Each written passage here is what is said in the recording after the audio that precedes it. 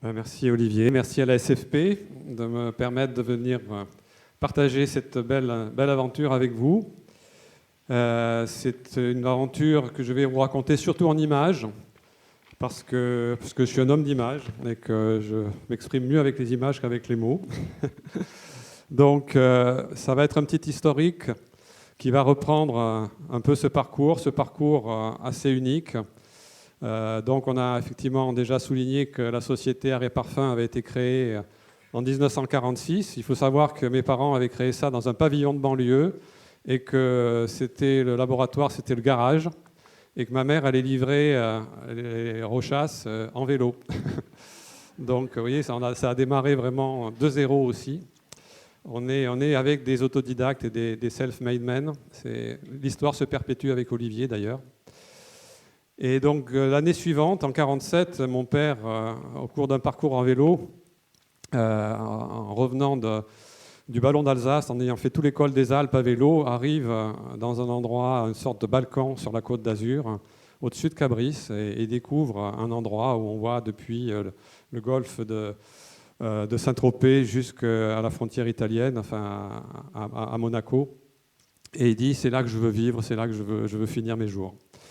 Et donc, il n'a de cesse que d'acheter ce terrain. Et donc là, sur cette image, on le voit en train d'implanter le futur laboratoire. Il faut savoir que, oui, comme vous pouvez le voir, c'est un terrain quasiment désertique avec des buissons, des pierres, des rochers. Il n'y a pratiquement pas de terre. Et de là, bon, tout le monde le prenait pour un fou parce que venir s'implanter, on voit qu'autour de Cabris, il n'y a aucune maison. C'est la seule maison entre Cabris et Saint-Vallier. Et donc, voilà, il a le coup de foudre pour ce lieu et il va s'y installer. Et en 1948, il commence à faire construire les bureaux. Tous les gens croient que les bruits, les candidatons disent que c'est une usine atomique qu'on est en train de construire. Bon, vous pouvez voir que c'est un bâtiment tout à fait normal, mais c'était tellement étrange, tellement incroyable de tenter cette aventure. Et sa devise, dès le départ, ça a été « Je ferai fleurir les pierres et chanter les oiseaux ». Et on peut dire qu'il y a réussi parce que les pierres, non seulement ont fleuri, mais ont donné un parc absolument magnifique. Et les oiseaux chantent et continuent à chanter. Donc on le voit avec ma mère Thérèse, donc, à cette époque-là, quand ils se sont lancés dans cette aventure. En 1949 surgit donc le premier bâtiment des laboratoires, et c'est aussi l'année où moi j'arrive, j'ai 1 an, et je viens donc habiter là à partir de 1949. Et je n'ai jamais cessé d'y habiter. Enfin, en tout cas, j'ai voyagé beaucoup, mais ça a toujours été mon cœur d'attache et mon point de base. Alors, il faut savoir que c'est grâce au parfum Femme de Rochas, qui a été lancé en 1944, que mon père a pu se mettre à son compte. Il travaillait auparavant dans les établissements de l'air. Et donc, avec les royalties, parce que déjà, dès ce moment-là, il a touché des royalties grâce au parfum Femme. Et c'est grâce à ces royalties qu'année après année, il a pu faire construire ces bâtiments que vous voyez sur cette image. Il y a donc le bâtiment principal d'habitation avec les bureaux, et puis le bâtiment des laboratoires. Alors, je ne sais pas si avec la souris, voilà, peut-être. Avec la souris, là, ce sont les laboratoires, là-haut sont les garages, et ça, c'est les bâtiments d'habitation. Voilà, donc ce jardin s'est construit d'année en année. On a construit, on pourrait dire, des kilomètres et des kilomètres de murs. Il y a des centaines de camions de terre qui ont été amenés. Ça a été un travail de titan, mais qui a été réparti sur près de 60 ans. Mais bon, ce que je voudrais souligner par rapport à mon père, c'est surtout le travail inlassable qu'il a fait durant toute sa vie pour pouvoir faire passer le parfum au statut d'art, un art abstrait par excellence, comme il le dit, d'où sa difficile intelligence, mais c'est aussi par l'excellence de l'art des proportions heureuses, d'où l'extrême jouissance intellectuelle qu'il procure à tous ceux qui savent ainsi l'apprécier, mais ô combien aussi à ceux qui ont appris à le pratiquer. Et il s'est battu effectivement pour que l'art puisse rentrer dans le domaine des beaux-arts, au même titre que le dessin, la musique, l'architecture, enfin, etc. Et il s'est basé là-dessus, son travail s'est basé au départ sur les travaux d'Étienne Souriau, et on le voit là en train de donner une conférence en 1952, qui s'appelait « Le parfum dans le système des beaux-arts ». Et déjà à cette conférence, il y avait Marcel Rochas et M. Gosset qui assistaient et qui donc étaient déjà intéressés par cette approche. Et il a écrit un certain nombre de livres essentiels, justement, parce qu'il y a peu de parfumeurs qui ont écrit des livres sur leur art, qui ont été capables de parler de l'art. Et lui a introduit une notion qui a été reprise aussi par la suite, c'est la notion de formes olfactives, qui est très importante, parce que pour lui, le parfumeur travaille avec des formes olfactives, comme le peintre va travailler avec des formes visuelles, ou le musicien avec des formes sonores. Et cette notion-là est très importante, justement, parce que c'est cette notion d'abstraction, cette notion où on sort du côté purement agréable, de satisfaction d'un sens, pour rentrer dans un art qui fait appel à un intellect, à une intelligence. Et donc, toute sa vie, il a fait des conférences ici, je crois une ou deux, et même la dernière, il n'était pas présent parce qu'il avait eu une attaque cardiaque juste la veille. Et donc, c'est un petit peu une occasion aussi de lui rendre hommage à nouveau, d'honorer sa présence dans ce lieu et de pouvoir poursuivre son œuvre. Ce que j'ai essayé de faire à ma façon, disons que lui s'était beaucoup impliqué dans cette approche esthétique, et moi, de mon côté, j'ai essayé d'aller, non pas plus loin, parce que ce serait prétentieux, mais en tout cas d'explorer d'autres voies. Et c'est ça qu'on va voir par la suite. Donc je fais un petit rappel des grands parfums de légende qu'il a créés. Un des premiers était le Grand Eau d'Hermès, qui a été lancé en 1951. Et là, on le voit avec Jean-Louis Dumas, qui est aussi disparu à l'heure actuelle, et c'était vraiment de très grands amis. Et ce qui est important, oui, c'est que dans la relation que mon père avait avec ses clients, c'est que c'était vraiment des rapports de créateur à créateur. Ce n'était pas un rapport avec un PDG d'une entreprise multinationale. C'était des gens passionnés qui discutaient entre eux et qui partageaient cette passion, qui étaient capables de comprendre les impératifs du créateur, qui étaient capables de prendre le temps pour une formule, de respecter une formule, de pouvoir honorer justement le créateur, même des années et des années après. Et là, on voit ma mère en compagnie de Christian Dior et de M. Eftler lors d'une visite qu'ils ont eue à Cabris, à Réparfum, parce que Christian Dior avait une maison à la Colle-Noire qui n'était pas très loin de chez nous. Et c'est ce jour-là que mon père lui a fait sentir des essais qu'il avait faits sur la note muguet. Et quand Christian Dior l'a senti, il a dit « Je veux absolument ce parfum, il me le faut ». Et c'est ce qui est devenu Diorissimo. Et depuis, donc, on a toujours le petit champ de muguet dans notre propriété qu'on entretient scrupuleusement et religieusement, qui a servi d'inspiration à mon père pour créer ce parfum Diorissimo, qui a été accepté sans retouche. Et il faut le souligner parce que ça n'est plus tellement le cas à l'heure actuelle. Ce que je voulais dire aussi sur Diorissimo, ce qui est important, c'est que Diorissimo, c'était un grand virage dans l'écriture parfumistique, dans ce sens que toutes les formules auparavant étaient des formules assez complexes, assez composées avec des bases et des sous-bases et des produits souvent très gustatifs, très alimentaires, beaucoup de vanille, etc. Et que là, c'est une tout à fait nouvelle écriture, beaucoup plus épurée, beaucoup plus proche de la nature. Et ce courant-là s'est poursuivi avec L'Eau Sauvage, qui a été lancé en 1966, peu après aussi Diorella, qui était aussi dans la même ligne. Et il faut savoir qu'en 2013, c'est-à-dire l'année dernière, L'Eau Sauvage était toujours numéro 2 en France pour les parfums masculins, 47 ans après son lancement. Ce qui est quand même, je pense, la preuve d'un parfum qui a été soigneusement élaboré. Mon père a travaillé 6 ans sur l'élaboration de L'Eau Sauvage. Ce n'est pas en 6 mois, c'est en 6 ans. Voilà donc la propriété, le domaine à Réparfum dans 69. On voit déjà un petit peu la croissance des arbres et des plantes au fur et à mesure des années. Et puis, donc, là, à l'heure actuelle, donc, le bâtiment des laboratoires, l'entrée où on retrouve au sol sa devise « Je ferai fleurir les pierres et chanter les oiseaux ». Ces laboratoires n'ont pratiquement pas bougé depuis cette époque-là. Il n'y a pas eu d'agrandissement particulier. Là, depuis que Olivier donc, a repris en main ce laboratoire, il y a eu des travaux, ça a été pas mal rénové. Donc on voit au rez-de-chaussée la partie production et au premier étage la partie plutôt laboratoire de recherche et bureau. Et puis aussi d'autres bureaux au dernier étage.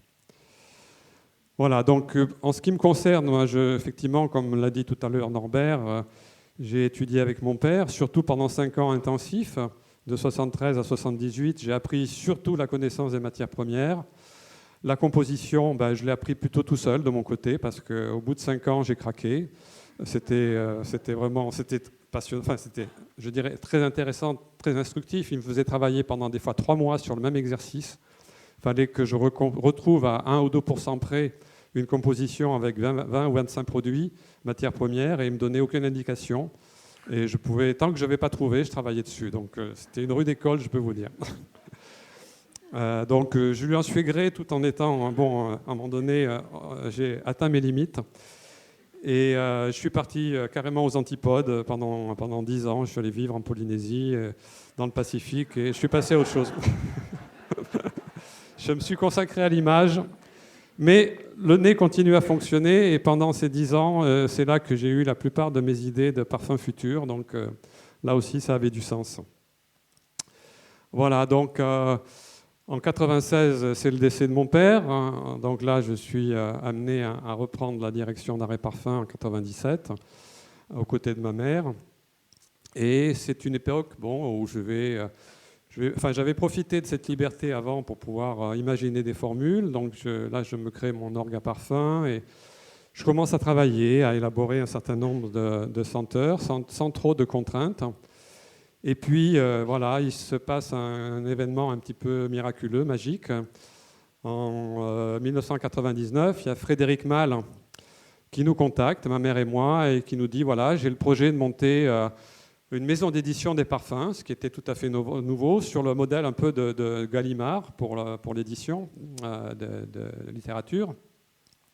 Et il me dit, mais voilà, je le fais à une seule condition, c'est que vous puissiez me céder les droits d'exploitation, je préfère utiliser ce terme, effectivement, d'une formule que j'ai sentie quand j'étais auprès de ma mère qui travaillait chez Dior à l'époque. J'ai senti un parfum absolument magnifique que tout le monde appelait la prune, etc. Et ce parfum, je veux en faire le cheval de bataille de cette nouvelle société. Si vous êtes prêt à me le céder, je me lance, sinon je ne me lance pas. Ah bon, sacrée responsabilité. Donc il nous explique son programme, etc., avec le fait qu'il mentionne les noms des parfumeurs sur les flacons et sur les emballages, qui était la première fois. Ça, c'était déjà, je trouve, rendre à César ce qui est à César. Et depuis, pratiquement aucune autre marque n'a repris cette option, ce qui est fort regrettable. Et puis surtout le fait que les parfums étaient diffusés dans des colonnes, système José Martin aussi, et qu'ils étaient conservés aussi à 4 degrés. Enfin bon, tout un ensemble de choses où on sentait vraiment un respect du créateur, un respect du parfum. Et ça nous a tout de suite séduit, ma mère et moi. On a dit, OK, on vous soutient à fond. Et ça, je dois être vraiment gré à Frédéric Malle d'avoir eu cette initiative, parce que c'était vraiment, pour moi, le véritable démarrage de la parfumerie d'auteur, et ce qui a donné naissance ensuite à toutes ces marques de niche que l'on connaît maintenant. Par la même occasion, il m'a demandé si j'avais des choses à lui faire sentir. J'ai dit, ben oui, j'ai une vingtaine de créations qui ne sont pas encore sur le marché. Et parmi ces 20 créations, il y en a une, il est tombé en arrêt. Il a dit, ben, celui-là aussi, je vais le lancer. Et c'est devenu Noir Épice. Voilà, donc on a trouvé le nom ensemble. Moi, j'avais pensé à Épice Noire. Il m'a dit, non, plutôt Noir Épice. Et voilà, c'était... Et là aussi, il l'a pris tel quel, sans aucune modification. Donc, c'est là qu'on reconnaît les gens qui savent justement respecter les parfumeurs. Suite à ça, j'ai eu une demande de la part de Del Rey Ross aux États-Unis, de San Francisco, qui était designer, qui avait créé le logo de la marque Esprit, qui était passionné par les parfums aussi, elle aussi, et qui m'a proposé de lancer une gamme comme ça, dans le même style que Frédéric Malle, avec là aussi le nom de l'auteur sur le flacon. Et donc j'ai accepté, et au fil des années, j'ai créé 5 parfums pour elle. Donc Boîte Paradis, Eau illuminée, Début, Amoureuse et puis Émotionnelle, le dernier. Voilà, donc ces parfums sont surtout distribués aux États-Unis. Il y a eu quelques centres de distribution en Europe, mais c'est surtout des parfums destinés au marché américain. Et Boîte Paradis a eu l'Oscar du meilleur parfum en 2007 chez Beauty Sniffapalooza, enfin c'est les sites internet. Voilà, c'était... Et donc en 2004, donc là, un nouveau virage de création de la société Accord et Parfum par Olivier Mort. Donc là, on vous a déjà pas mal raconté de choses et Olivier développera là-dessus. Là, on peut voir un petit peu toute l'équipe qui a démarré à cette époque-là, avec Mona Durio, qui a été la première à soumettre ses créations en sous-traitance à Olivier. Je vais vous dire aussi quelques mots sur le cadre, parce que Arrêt Parfum, ce n'est pas seulement une question humaine, c'est aussi une question de lieu. Et ce lieu qui est vraiment exceptionnel, nous a beaucoup inspiré, mon père et moi, et je pense continuera à inspirer les parfumeurs de l'équipe qui commencent à venir un peu plus régulièrement. Et on a prévu justement un certain nombre de facilités pour qu'ils puissent venir travailler sur place. Là, vous voyez, en 60 ans, l'évolution. Donc moi, j'avais 2 ans sur cette photo. Et comme j'aime à dire, j'ai grandi avec les arbres, mais les arbres m'ont largement dépassé. Et ce lieu, j'y suis très attaché. C'est pour ça que j'ai vraiment été très heureux qu'Olivier accepte de reprendre cette suite avec l'esprit qu'il a, parce que ça permet justement de perpétuer cette philosophie, de perpétuer le fait de préserver ce lieu, de continuer à le développer, à le faire prospérer avec tous les jardins. C'est un véritable jardin botanique avec des centaines d'essences, d'arbres, de fleurs, etc. Il y a le jardin japonais, il y a différents coins de rocailles qui sont des lieux visités de plus en plus par la presse, par nos clients, par des partenaires. Plus récemment, on a réaménagé un bâtiment pour le transformer en un véritable outil de communication et d'expérimentation. On l'a appelé le sensorium parce qu'il fait appel justement aux 5 sens, y compris le toucher parce qu'il y a un jacuzzi, mais il y a aussi une salle de projection avec 3 écrans HD en image 3D, diffusion de parfums, son 5.1. Enfin bon, c'est un lieu pour l'immersion sensorielle totale, avec la piscine aussi à côté. Donc tout ça, c'est un outil qu'on destine à la fois comme centre de ressourcement pour des séminaires qu'avec mon épouse on peut donner aussi. Il y a des cours de yoga, des cours de biodanza, de chant, etc. Et puis aussi des conférences, des séminaires avec nos clients, les staffs des clients. Et puis il y a eu le congrès Scientifolia aussi qui a passé une journée donc, dans ce centre-là. C'est un lieu aussi qui me permet de créer mes spectacles olfactifs parce que le parfum, c'est très bien, le parfum de luxe, c'est un moyen d'expression fabuleux, mais on est quand même limité par ce qu'on appelle l'olfactivement correct. Et bon, moi, j'aime bien sortir de l'olfactivement correct pour que le parfum puisse aussi être un art à part entière. Et pour être un art à part entière, il a besoin de liberté, il a besoin de pouvoir s'exprimer différemment, de paraître tout le temps agréable. On peut choquer aussi avec un parfum, avec une odeur. Et c'est dans cet esprit-là que j'ai créé ces premiers spectacles olfactifs, donc à partir de 1996, avec le ballet Quintessence au Festival d'Avignon, où il y avait les danseurs de l'Opéra d'Avignon. Il y avait 16 danseurs sur scène, avec un fond de scène de 20 mètres, avec 24 projecteurs de diapos à l'époque. C'était une véritable aventure. Et il y avait le directeur de Sephora de l'époque, donc le créateur de Sephora, Mandono, qui était là et qui était enthousiaste et qui, suite à ça, m'a demandé de travailler avec lui pour son magasin des Champs-Élysées, où le spectacle devait être diffusé, mais il n'a pas eu les autorisations, malheureusement. Voilà, donc premier démarrage avec José Martin. Donc c'était avec lui qu'on a diffusé les parfums pour ce spectacle. Suivi un autre en 1998 qui s'appelait Pierre de Soleil, selon le poème d'Octavio Paz, qui a été diffusé à Grasse, à Paris, et en plusieurs circonstances. Où là, ce qui était intéressant, c'était le spectacle était basé sur ce poème, et tout le ballet il y avait une interaction réelle entre les images et la chorégraphie. J'avais mis au point cette chorégraphie avec des danseurs professionnels pour qu'ils s'intègrent vraiment dans l'image et l'image bougeait avec eux en interaction permanente. En 2002, donc, il y a le spectacle Un monde en senteur qui a d'abord été présenté à Grasse et puis ensuite dans différents lieux qui sont affichés, qu'a déjà dit Norbert tout à l'heure. Ce spectacle-là, c'était de retraduire en images, en musique et en odeur différentes cultures qui ont marqué notre planète. Donc il y avait la culture aborigène, la culture amérindienne, africaine, bouddhiste et amérindienne, enfin amazonienne. Donc déjà, la notion de culture traditionnelle était très importante dans cette approche. Et cette année, donc, dernier spectacle qui est tout frais, tout nouveau, puisque je viens de le présenter au Musée de la Parfumerie à Grasse la semaine dernière. C'est toujours sur le thème des éléments aussi, mais développé. C'est un spectacle plutôt d'ordre spirituel et initiatique sur les chakras, et qui, lui, est en vidéo HD. et où la musique a été faite sur mesure sur les images. Là, je me suis lâché au niveau image, et Sylvain Menou en a fait la musique, et j'ai fait aussi la partition olfactive. Et cette partition olfactive, elle, est basée sur l'olfactothérapie.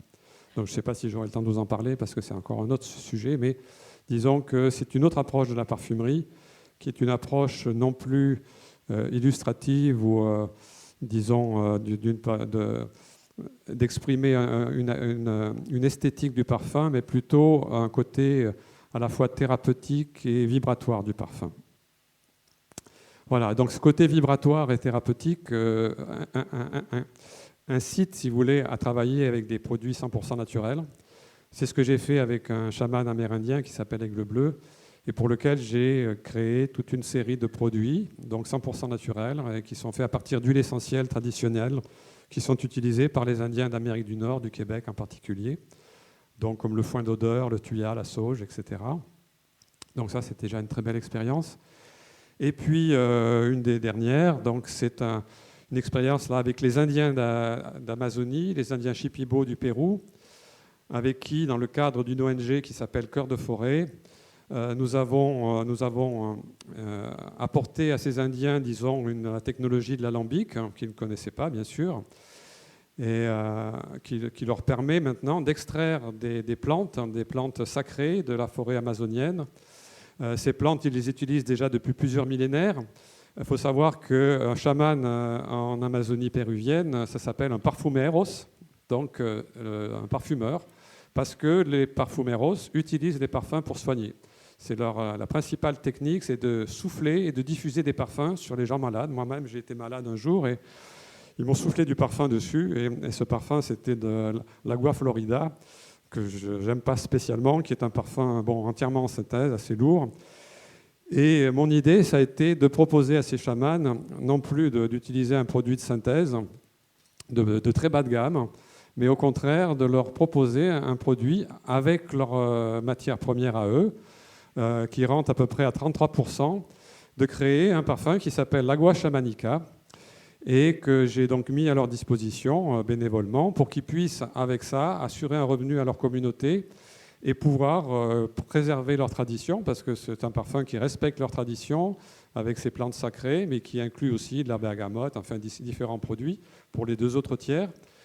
Et ce parfum est commercialisé d'ores et déjà dans l'Amérique du Sud, et leur permet donc de pouvoir ne pas aller vivre dans les bidonvilles de Lima ou etc., mais de pouvoir rester chez eux et de pouvoir perpétuer ces traditions qui sont absolument fantastiques. Ça aussi, c'est un véritable sujet de conférence à part.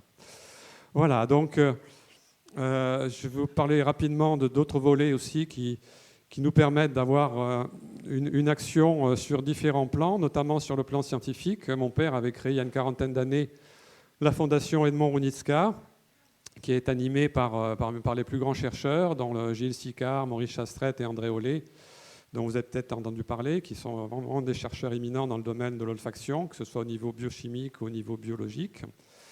Et cette fondation soutient des recherches sur le sens olfactif pour la reconnaissance des formes, le codage, etc., la relation entre la structure chimique et l'odeur, et surtout dans le but d'aider le compositeur de parfum à mieux comprendre ce qui se passe lorsqu'il conjugue ces matériaux, pour faciliter la tâche des organiciens qui approvisionnent ce compositeur.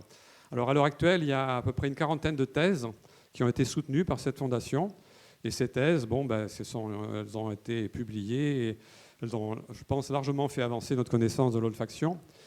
Et ça aussi, c'est quelque chose qui peut aider notre équipe de parfumeurs. Ils peuvent avoir accès, s'ils le désirent, à toutes ces thèses, et on va bientôt publier un ouvrage qui va faire le résumé un peu de tout ce travail. Voilà.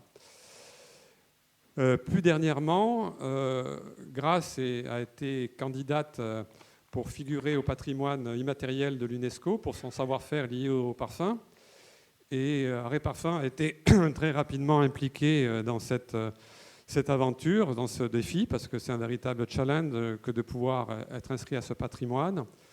Et des responsables de l'UNESCO sont venus visiter nos laboratoires, dont on leur a expliqué justement notre approche du parfum, en quoi c'était effectivement une création artistique, et comme quoi ce savoir-faire devait être protégé plus que jamais, face à la mondialisation, face aux réglementations un peu excessives de la communauté européenne. et qui avait donc lieu vraiment de s'inquiéter, et que c'était presque faire une œuvre vraiment utile, que ce dossier de candidature était très important. Voilà, donc on est très heureux d'y participer, et Nadia Bédard, qui y prend part, est présente dans la salle, et je tiens à la remercier en tout cas de nous avoir impliqués dans cette aventure. En 2010 donc, ou 2009, je ne sais plus trop, enfin, donc, Olivier Mort me propose de racheter Arrêt Parfum. Eh bien, écoutez, j'étais vraiment ravi de pouvoir transmettre le flambeau. Pour moi, c'était vraiment, il avait fait ses preuves déjà dans Raccord et Parfum, et j'étais très heureux que ça puisse rester en interne. J'ai cherché pendant 5 ou 6 ans quelqu'un qui pourrait reprendre l'affaire, et en fait, il était déjà sur place. Donc, c'était merveilleux, et il a pu poursuivre cet esprit. Et dès sa prise en main, il a fait des travaux, rénové les laboratoires, et en 2011, donc, avec toute l'équipe de parfumeurs de l'époque, on a pu inaugurer ces locaux. Voilà, donc je vais passer la parole à Olivier, qui va poursuivre cette conférence. J'espère que je n'ai pas été trop long. Voilà, merci.